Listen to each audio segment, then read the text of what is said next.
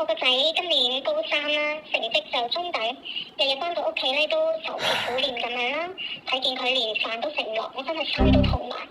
我睇新聞話，九成嘅中學生都有課業壓力，差唔多40%嘅學生壓力爆標。你話點考試啊？而家佢頂唔順，我更加頂唔順啊！我都壓力好大啊！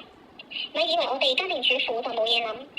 仔女成績跌少少就驚佢考唔到大學，老公翻工又話經濟差要慳住使，又成日顧慮個仔要考邊間學校。新聞話學生仲有得靠打機、聽歌、瞓覺減壓，但係我哋啲家庭主婦咧連減壓嘅環境同埋機會都冇啊！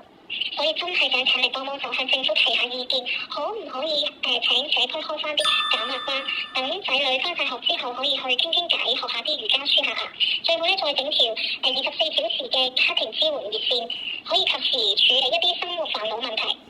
好似上次新聞話有學生用不良嘅方式減壓，如果當時有即時傾訴渠道，可能就唔會出事咯。仲有啊，教青局成日叫人報興趣班，但係咪可以資助啲親子減壓活動呢？好似園藝治療啦、親子瑜伽呢類，又學到嘢，又可以兩代人一齊放鬆，而唔係互相製造壓力。麻煩你幫忙建議推動下啦，多謝。